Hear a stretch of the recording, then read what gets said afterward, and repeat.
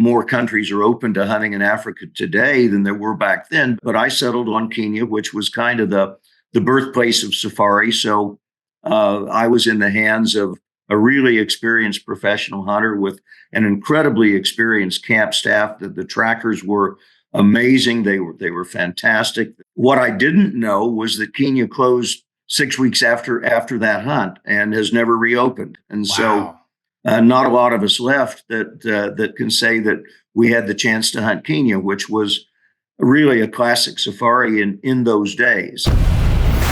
Welcome to Aimpoint's Taking Aim podcast. I'm your host, Rich Nance.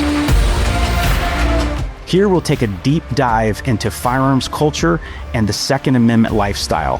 From hunters to veterans, competitive shooters, police officers, tactical trainers, 2A advocates, and even some well-known celebrities, we'll cover it all.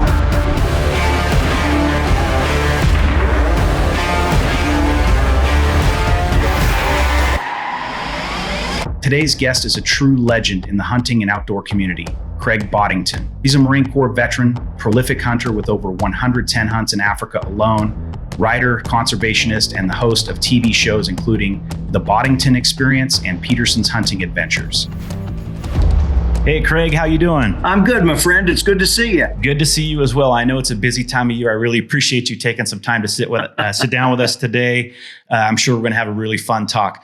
For those who may not be into hunting or maybe new to the outdoor or shooting world, I want to give a little bit of a background. Anybody who's been hunting for any length of time or reading any industry magazines, watching outdoor television, they're probably very familiar with you. But let's talk kind of from the beginning. When you grew up in Kansas, right? You were involved in the Scouts, the Boy Scouts, and then you actually went to University of Kansas on an NROTC scholarship, easy for me to say. So tell us a little bit about how growing up in Kansas sort of influenced you and sort of set you on this path that you've been on for so long now as an outdoor writer, television personality, and of course, one of the most prolific hunters around. Well, that was kind of a long time ago, and Kansas was different back then. Right now, we're really known as a whitetail deer state and a turkey state, but it wasn't that way back then.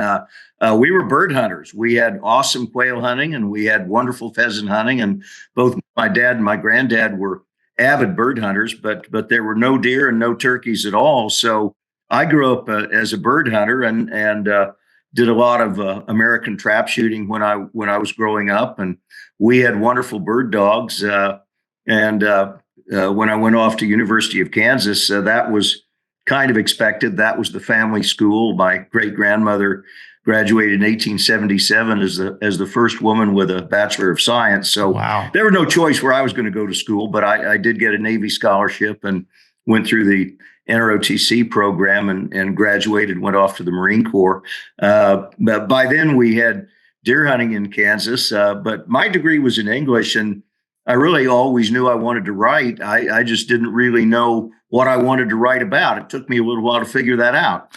Yeah, I bet. We're going to talk about writing a little while. You've written thousands of articles for Guns and Ammo, Peterson's Hunting, all sorts of magazines. You've done a lot of television stuff. Let's talk a little bit, though, first about your service with the Marine Corps and how that may have impacted your life. I'm sure that there's some of the skills that you learned there that have really translated well into your second career.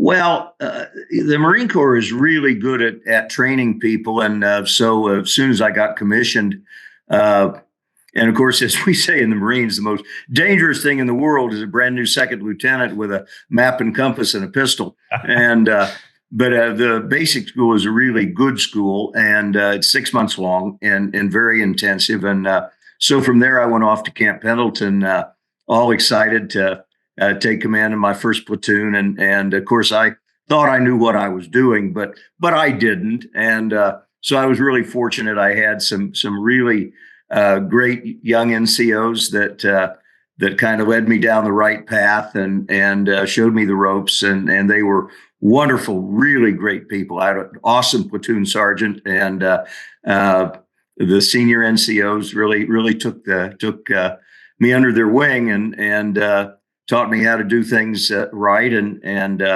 I loved it. I was only on active duty for 5 years, and then I went into the reserves, and by then I was writing. I was doing a lot of freelance work, and in 1979, I got a job at Peterson Publishing as the new junior editor on Guns and Ammo. And I mean, now I have an English degree. It was a mistake, but I never took a single journalism course. That's cheating, Craig. Having an English degree is cheating.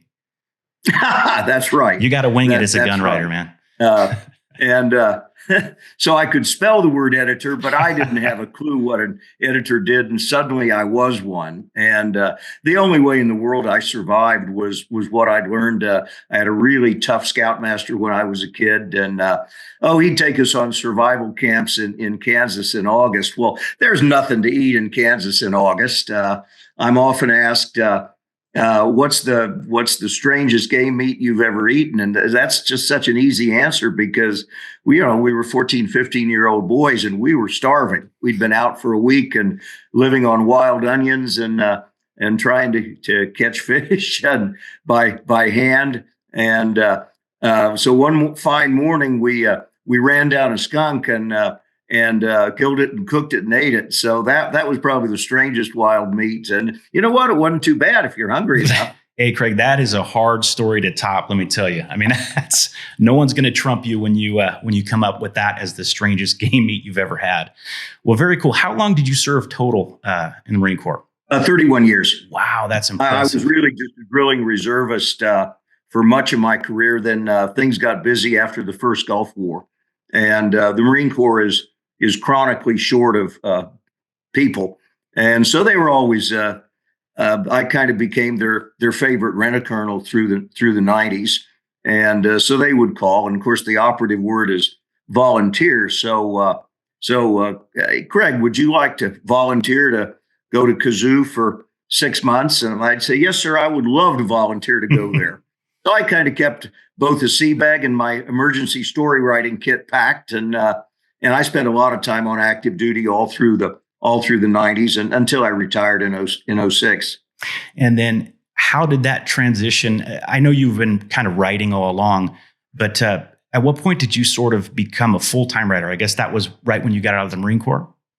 Yeah, when I got out off active duty the first time, I had a full-time job. I was an editor, and of course, in the Peterson days, editors were expected to write for their titles, and I wrote a lot. And I wouldn't say it snowballed, but I stayed in the office for nearly 15 years.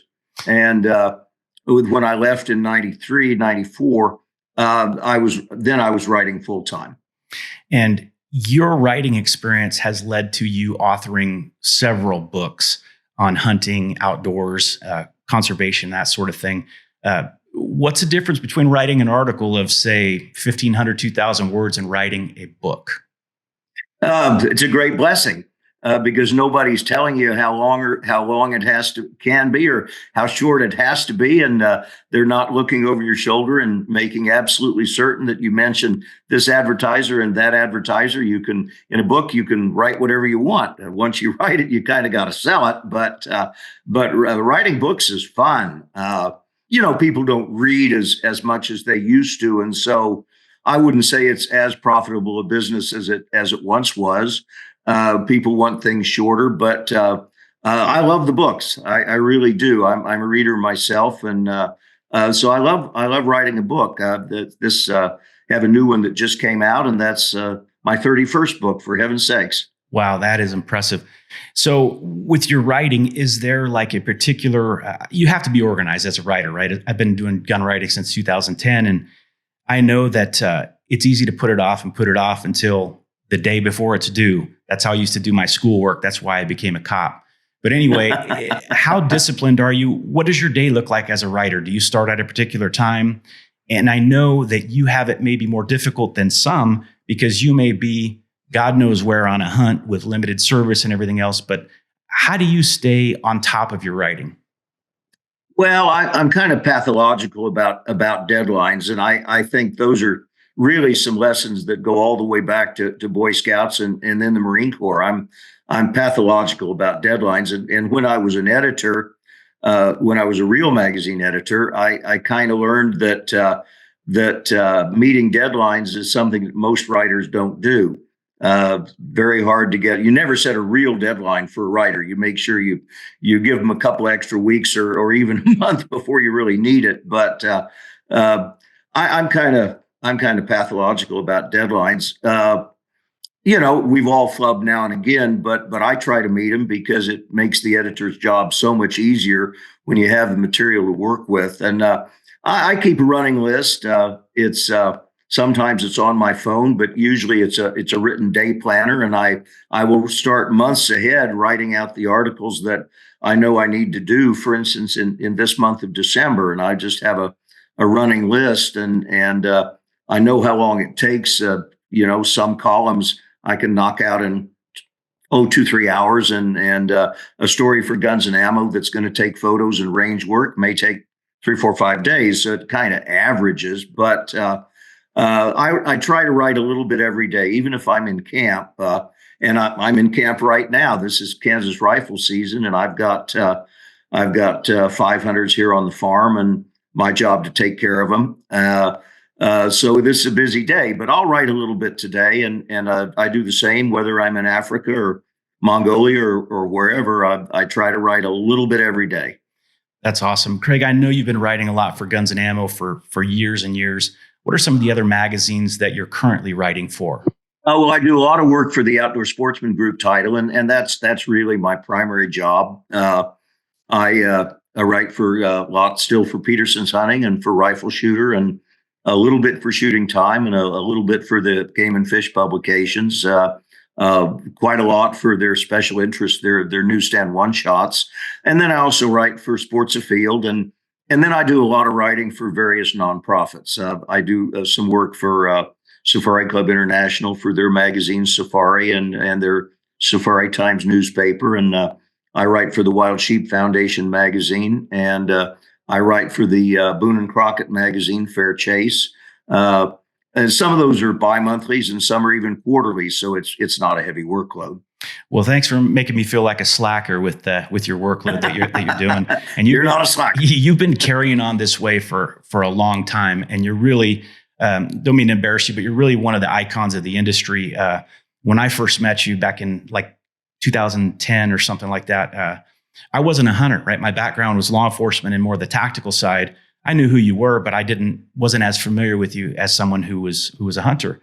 My buddies who were lifelong hunters found out that I was at some event with you, and Craig Boddington's there. I mean, it was like, you were well, very we ride impressive to that to him. event together? We did, and that's a quick story.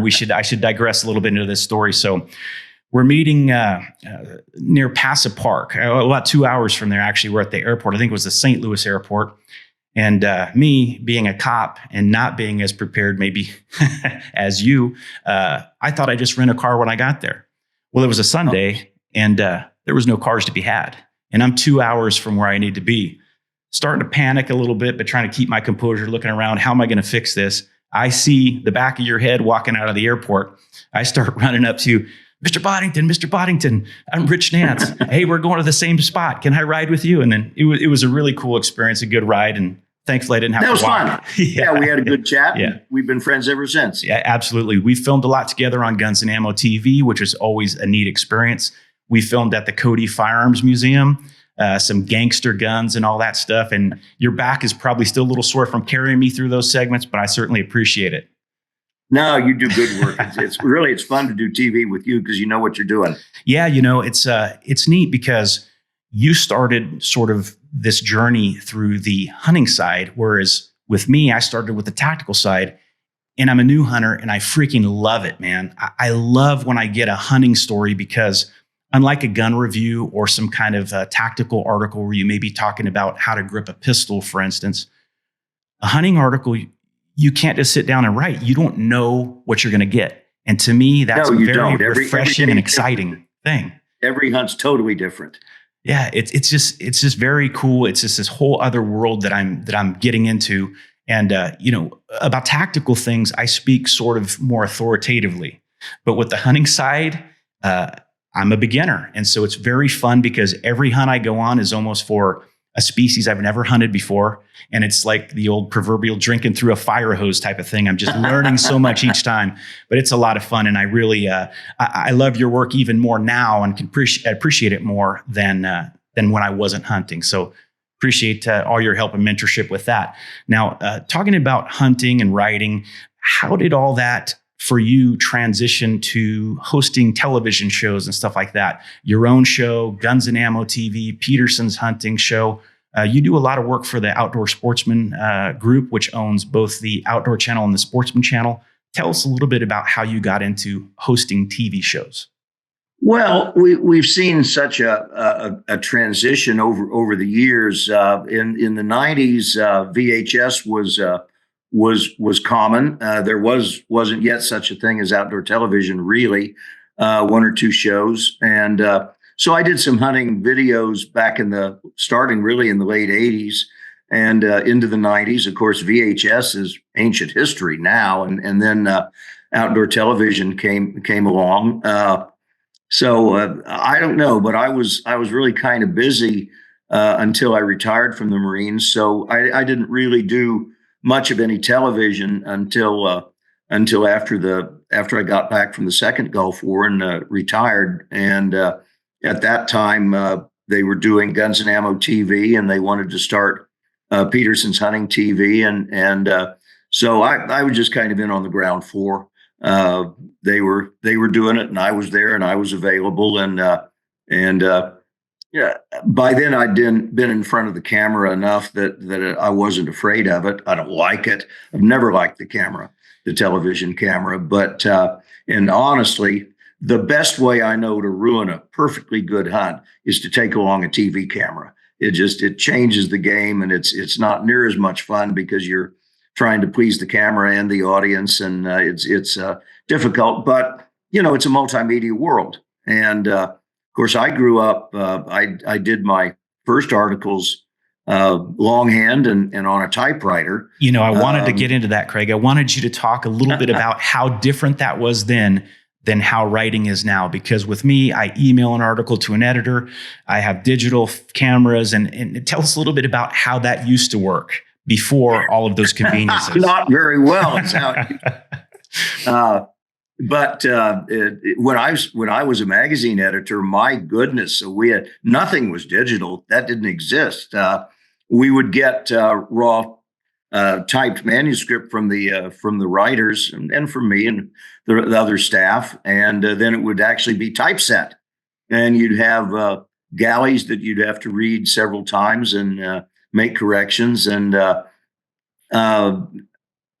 seems like such a slow process, Craig. Seems like it would take forever to get an article out, and by the time you got the article to print, the gun might not be very new anymore. I mean, that's what it seems like. Well, it did. It took a lot longer time, and it was also fraught with errors, and it took a lot more people too. I mean, the editors today get the magazine out with less than a third of the staff that I had on Peterson's Hunting. I mean, my goodness, it's really a changed world. I remember when we were actually able to get a story in by modem, and so it would grind away on the over the telephone line and come out as more or less a typeset manuscript. It was absolutely amazing. That was black magic.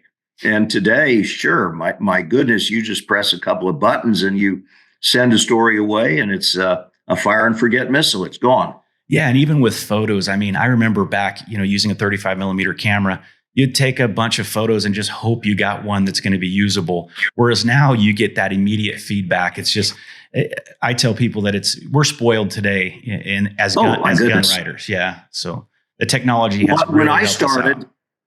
There was very little color in the magazine. They would have color signatures that were scattered throughout the web of the magazine, and so most of the work that I did when I got started was black and white photography. There was no point to take much color because it probably wasn't going to get used, and so I would always carry two big 35 millimeter cameras, one for black and white and one for color. And I was dumb and slow. I'm not really good at embracing new technology readily. And so I was a little bit slow to go digital. It had been out there for several years before I went digital. I was still carrying film, and this will be interesting to some folks anyway.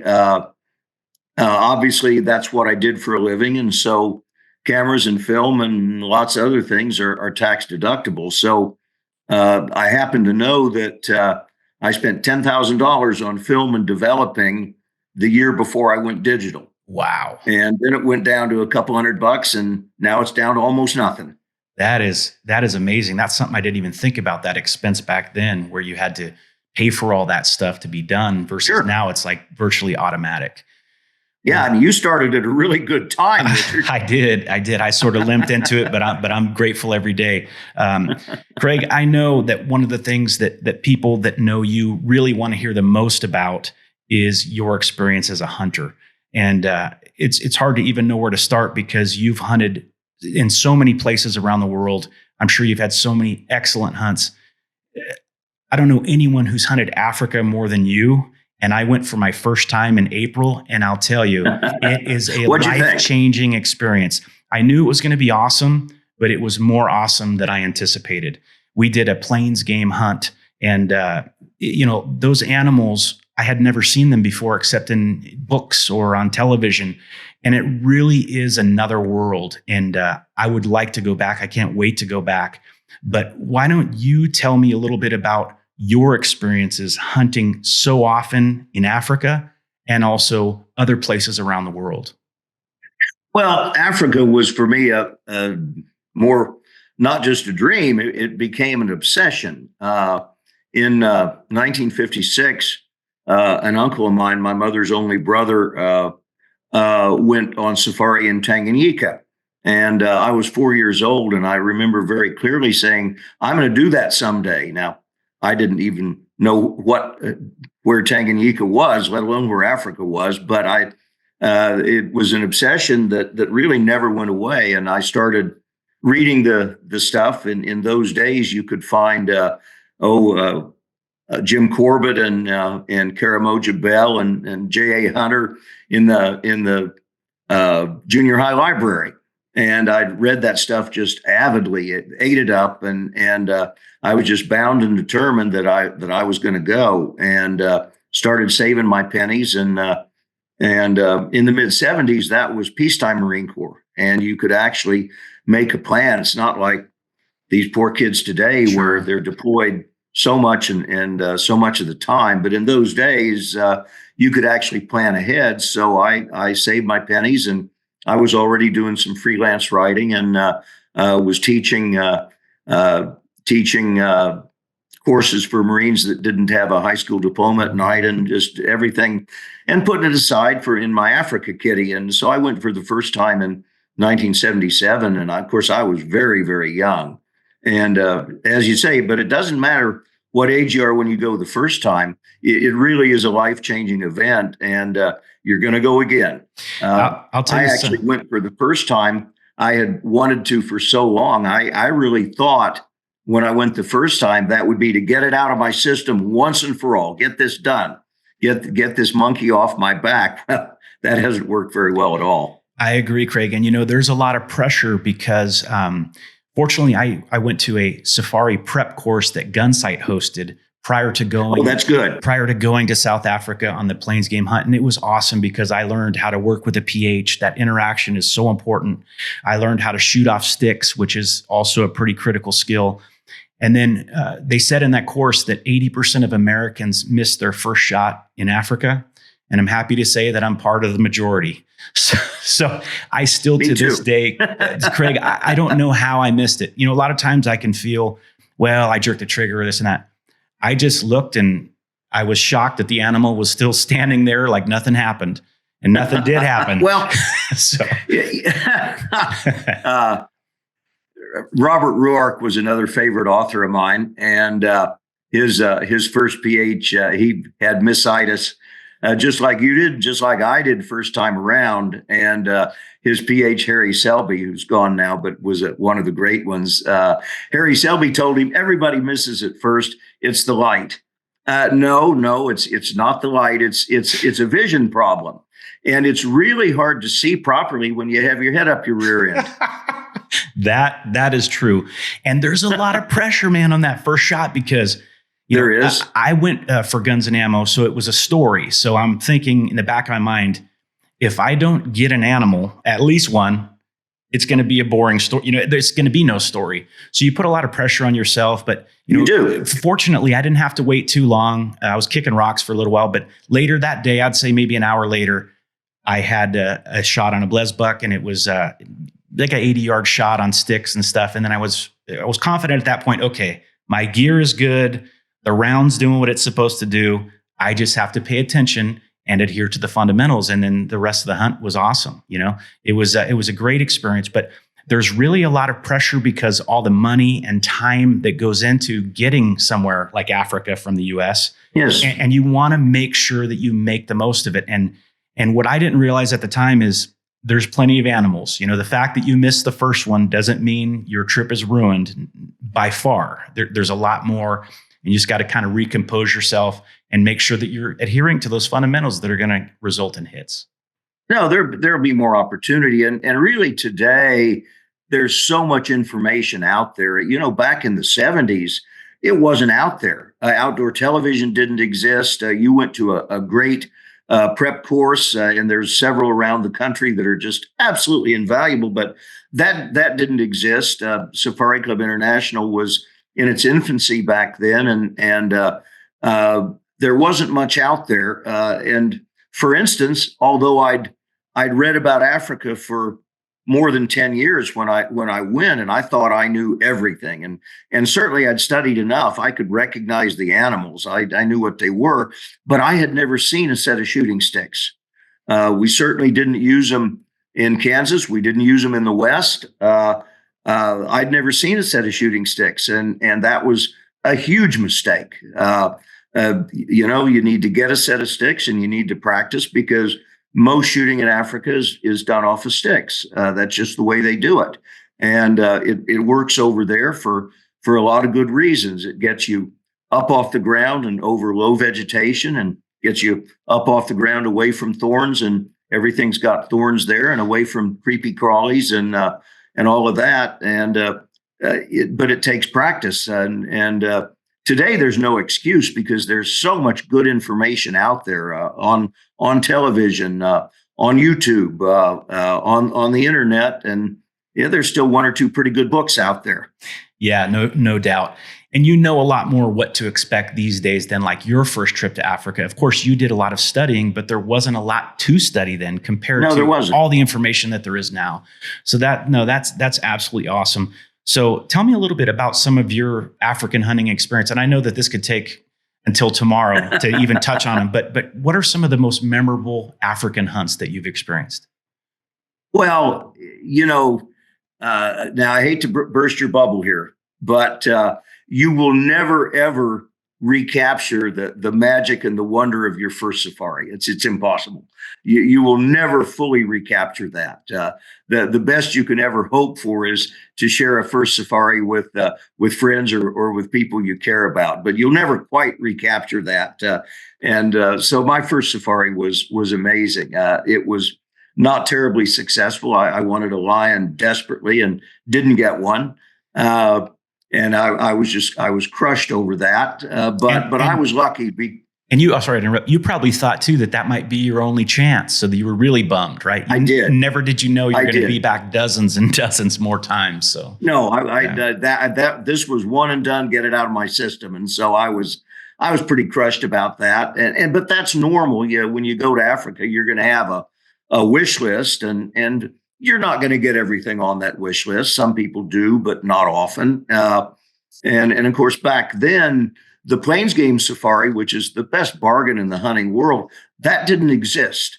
There was nothing going on in South Africa. There was very little going on in Namibia, which are And today, the shorter plains game safari is the best bargain in the world. Back in the 70s, the standard safari was still 21 days that included, two or three of the big five. Wow. And so it's changed in that regard. But I was so lucky because I went to Kenya and I had collected brochures, and there were several countries open. There's really more countries are open to hunting in Africa today than there were back then. But there were several options. But I settled on Kenya, which was kind of the birthplace of safari. So I was in the hands of a really experienced professional hunter with an incredibly experienced camp staff. The trackers were amazing. They were fantastic. Everything was just awesome. And what I didn't know was that Kenya closed 6 weeks after that hunt and has never reopened. And Wow. so not a lot of us left that can say that we had the chance to hunt Kenya, which was really a classic safari in those days and had been for many, many years. So that was a great hunt, but really they've all been wonderful. I think I've hunted 18 different African countries, and they've all been wonderful. Some are relatively easy. Some are very, very difficult. The toughest hunting is up in the forest, and I've done several hunts in Central African Republic and several in Cameroon, and Liberia was probably the toughest of all. It was really tough hunting, but the African forest is a lot different. People say, "Well, I'm going to go hunt Africa." Well, every country is a little bit different. That's like saying, "I'm going to hunt North America." Nobody says that. Sure. We say, "Well, I'm going to hunt in Wyoming," or "I'm going to hunt in Texas," and the different countries in Africa are just as different from one to another as Texas is to the Yukon. You bring up a good point there, Craig. Like, I assumed it was going to be more, a little bit more rustic there, right? But where we went, we were near Kimberly, and beautiful area. But the place where we stayed, Four Aces Outfitters, was incredible. I mean, the food and the service and the lodging was on par with like a luxury resort. How in the middle of nowhere, sort of. You know what I'm saying? So it was a really neat first African hunt. But I would like to try something that's a little bit more, a little bit less posh next time. Something Sure. where I experience a little bit more of what it's really like. Probably like your earlier hunts for sure. You know what I mean? Where you're getting to really experience sleeping outside and all of that type of thing. So I want to go back and. The Plains game one was fun, but I think I would like to get into dangerous game at some point. There's just so much to do, and like anything within this industry, nobody can master it all. There's just so much, and it's just such a huge field. Like, you may have a guy who's a competitive shooter who doesn't know anything about hunting or whatever. So it's neat to sort of have an opportunity as a guy with more of a tactical background to get into the hunting. It's really, I get why you love it. It's awesome. Well, I'm glad you are. It's good. It's fun, and it's today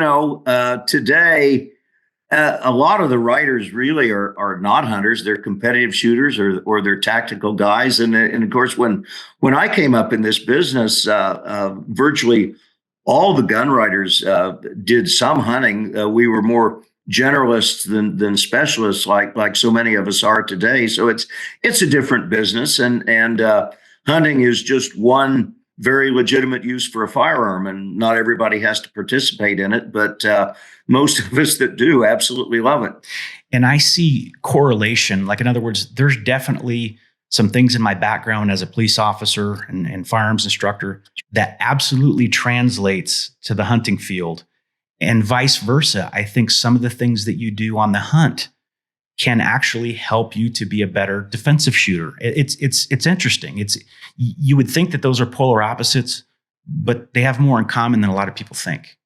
Well, they do, and especially when you transition to dangerous game, it's that keeps you on your toes. Yeah, I bet. I mean, I've heard some crazy stories of charging animals, and you better make that shot or you're going to be on your back, probably not in good condition. So yeah, that's no joke. So I have a lot of respect for big game hunters like you, and for for the those that hunt the dangerous game. Certainly a lot at stake, but that's part of the appeal, right?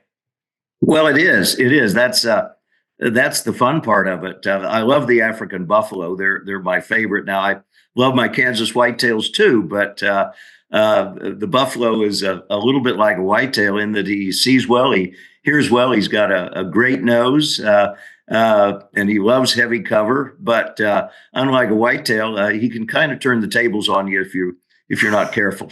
Yeah, you ain't kidding. Where are some other of your favorite countries that you've hunted?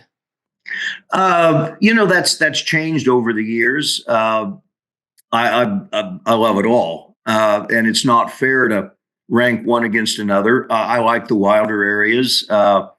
Zimbabwe has been a favorite, and I love Tanzania, but Tanzania has just gotten awful expensive. I probably won't do that one again. The last 10 years, I've been spending a lot of time in Mozambique. Was closed for many years during their long civil war, but it's open, and they've done a good job of rebuilding the wildlife, and it's wild country, but it has a tremendous variety. So Mozambique has become a favorite. I love hunting in Central Africa too, but now that's real wild country. I mean, that's the hunting areas are beyond the end of the earth. If you're not careful, you'll fall off the edge. It's very remote areas, but I do love wild Africa. How do you deal with these long flights, like when you're going from home to Africa or some other country? Do they get any easier? No, they don't get easier.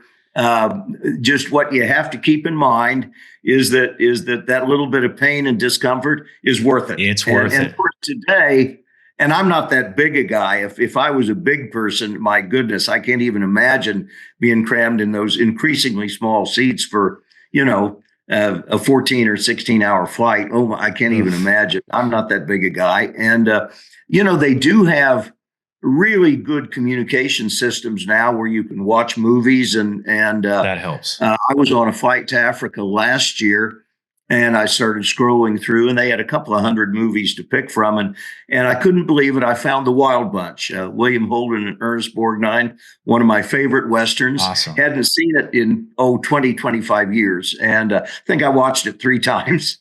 I watched Cool Hand Luke on my trip over there. So yeah, yes. It's pretty cool. You find something like that. And sometimes you have no place to go. So you're forced to do something like, I don't know, write an article that may be coming up. So that works well. I don't mind time in airports because they have bars and they have, they have outlets to plug your laptop into. So sure, get a lot of work done that way. I get a lot of work done on airplanes. It's funny because I'll fly like from Arizona to California or something, and I'll fall asleep on the flight. But when I'm flying to Africa, I don't think I slept a wink, and it's partly because I'm so excited. You'll learn too. I mean, I tried. There was some bourbon involved, and some pills to try to help me sleep. None of it worked. I just kind of subdued, but I was awake the whole time. But it was definitely worth it.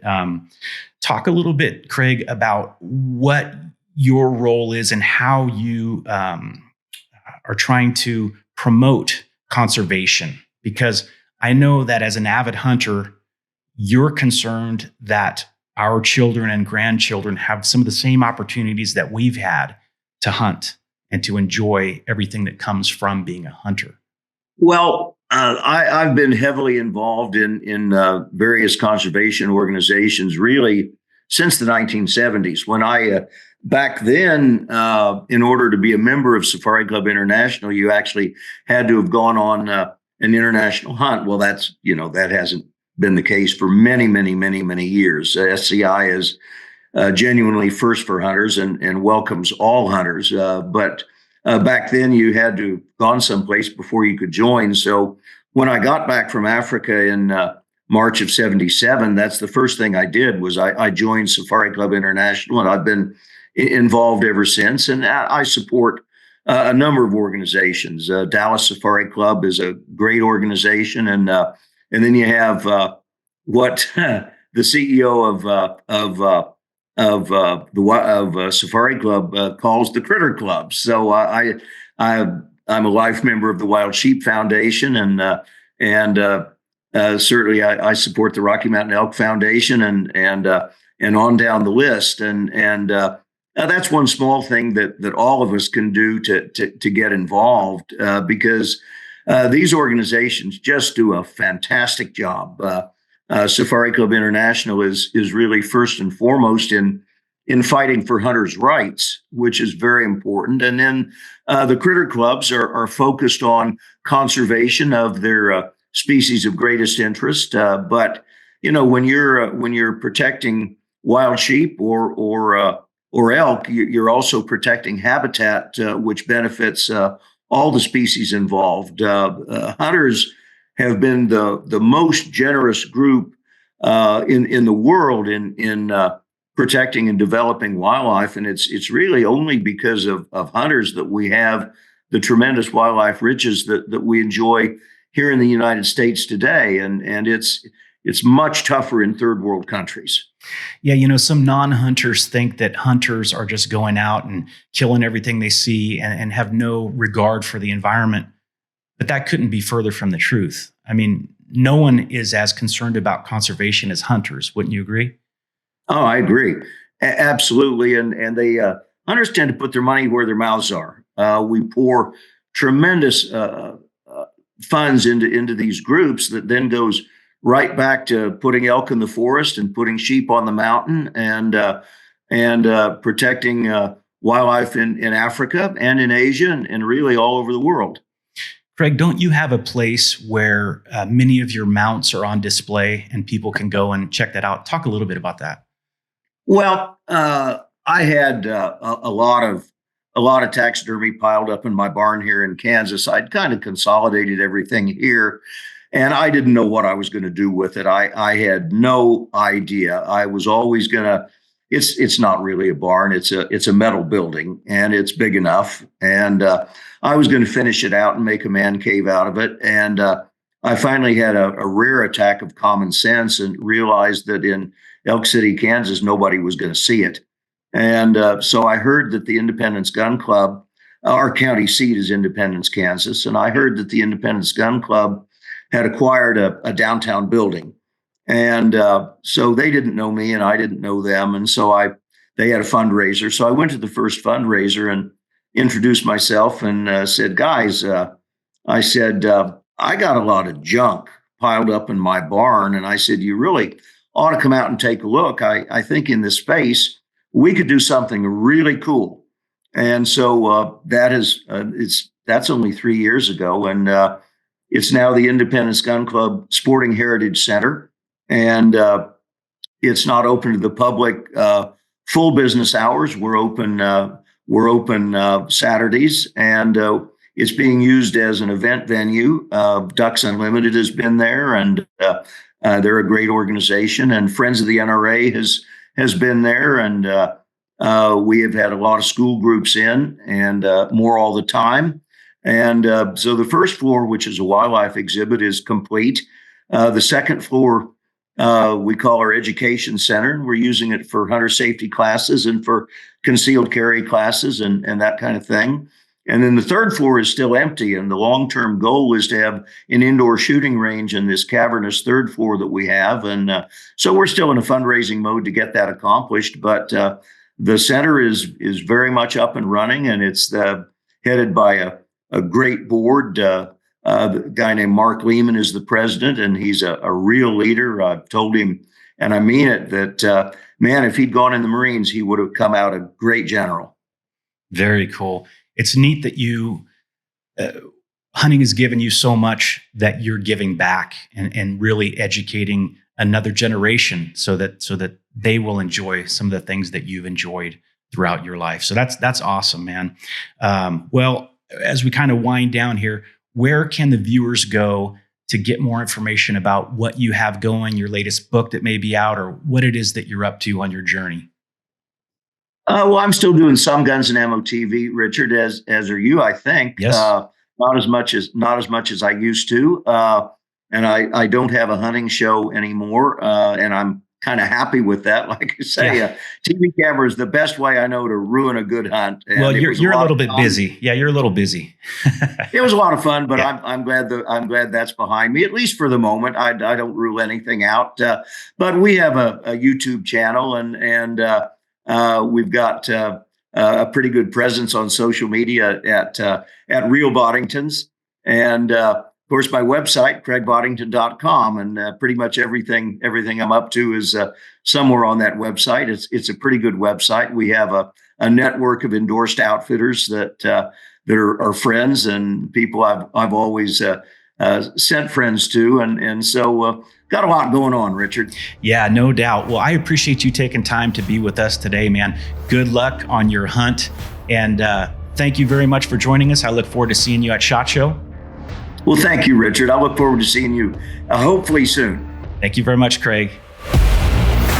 That's a wrap for this episode with Craig Boddington. If this story resonated with you, be sure and let us know in the comments. Like and subscribe to the Taking Aim podcast. We'll see you next time.